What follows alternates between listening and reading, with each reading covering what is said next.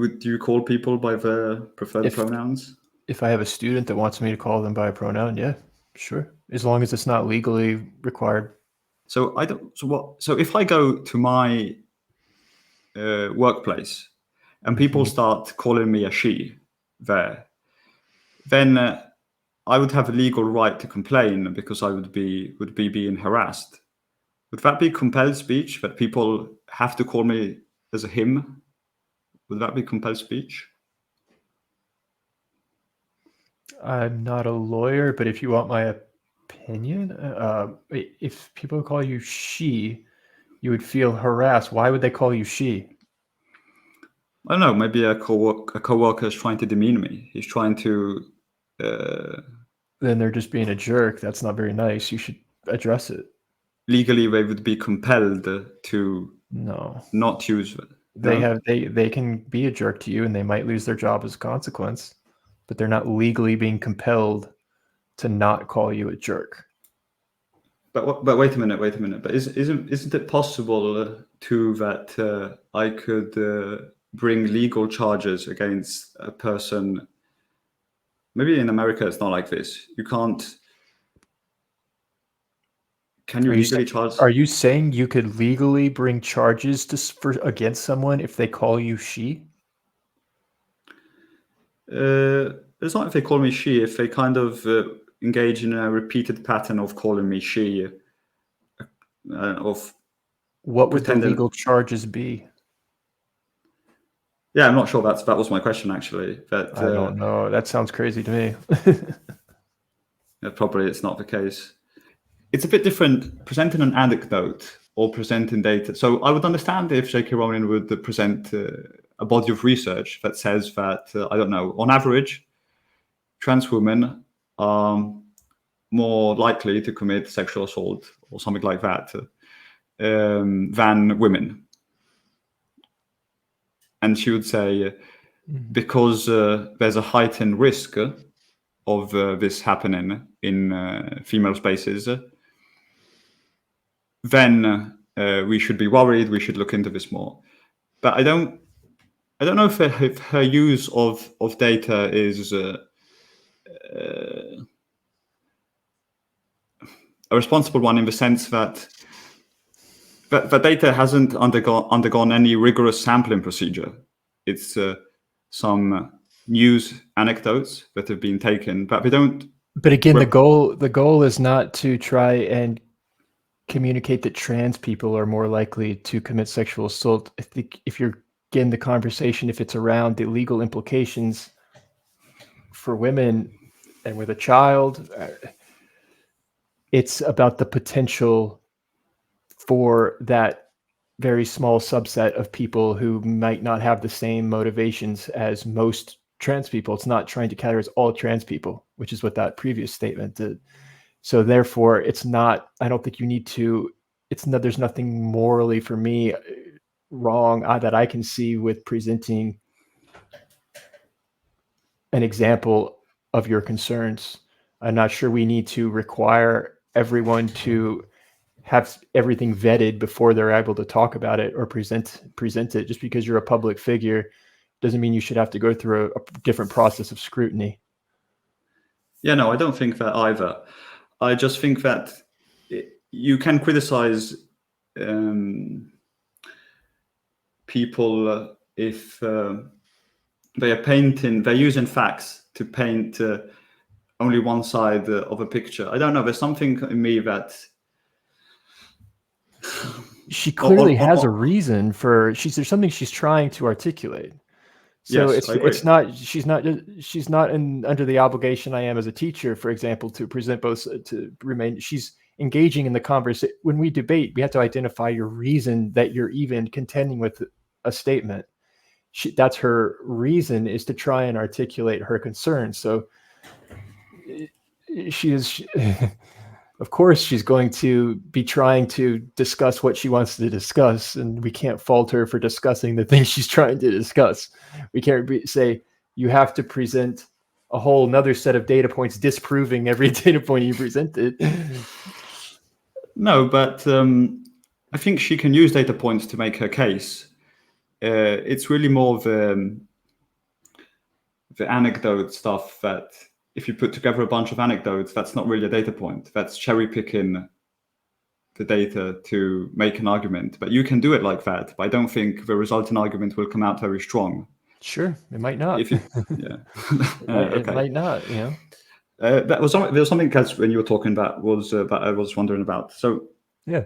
maybe I'm not understanding exactly this thing about the legal ramifications for. Legal What do you think? implications. Yeah, legal implications. Sorry, maybe there's something I'm not understanding about what the JK Rowling is trying to get at. I don't. You'd have to ask her, but I could understand someone who. Okay, so I'll do it again. So if I were, I'm trying to put myself in that position. I'm a woman. I believe I am a woman.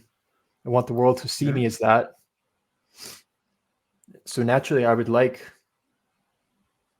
ideally, I would like to be a woman, and following that logic, and so therefore they want the same legal to be. The problem is, the issue is that if I then have all the same legal status as a woman, therefore everyone else who feels the same way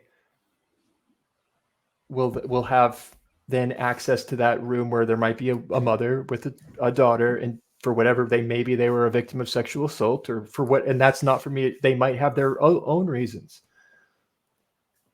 So naturally, they might have some concerns. They might want to engage in the conversation around, just because what is important to one person can't override what is important to anyone else. So it does. Sorry, go ahead. No, nothing. So it does in some way boil down to female spaces. I mean, female versus male spaces, because the right. Not necessarily.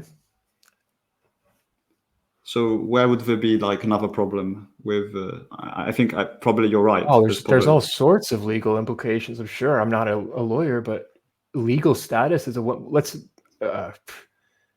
things that only women can do and men can do. Anything where there's some legal difference between gender, there will obviously be a point of trying to figure out there's going to be some conversation at those points. So we're seeing it with sports as well. Yeah, and I think another thing I don't think maybe you might agree with ContraPoints. I was looking. I don't know if it's that video of or another one where she says that she agrees that there's a good discussion to have on sports. Yeah, on trans people in sports. Yeah, that's where we agree. Yeah.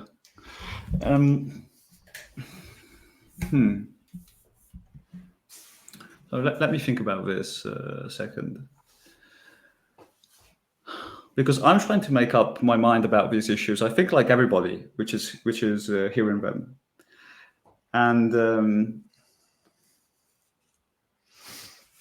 don't know, it's not easy, and I feel a kind of responsibility when I talk about it, because I feel an empathy towards people who are suffering.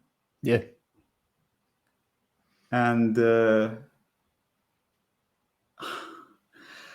just can't imagine you probably have to suffer pretty bad to want to change your sex. So I think it's a human feeling to feel a lot of empathy for people who are in that situation, and I want to extend everything, all the help I possibly can, to alleviate that suffering. And of course, there are some places where then you have to kind of start discussing if it's going to be fair for women, like in sports. I don't know if you've undergone puberty. There's a host of issues that I don't want to get into right now, but the science is not so clear if there's going to be a competitive advantage, and these are very tough calls to make in a way. Would you agree with what I just said, with the things I said? Yeah, empathy it alleviates suffering, definitely. It's got to be tough to feel like you're something else, for sure. Yeah.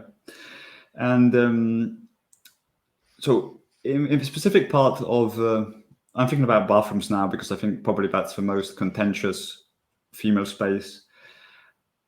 In that particular situation, I feel like there's a risk if we now, if we decide not to extend those spaces to trans women, there's the opposite risk of. So I've looked at the data on. I've looked at some papers on this, and it seems like the data seems to be pointing in one direction, that the people who are the most likely victims of sexual assault are trans people. I don't know exactly for what reason, but it seems to be statistically quite a robust finding. So you think trans people are more likely to be sexually assaulted than women? Yeah, I think percentage-wise, I think that's what the data shows. Okay, I haven't seen the data. That's interesting.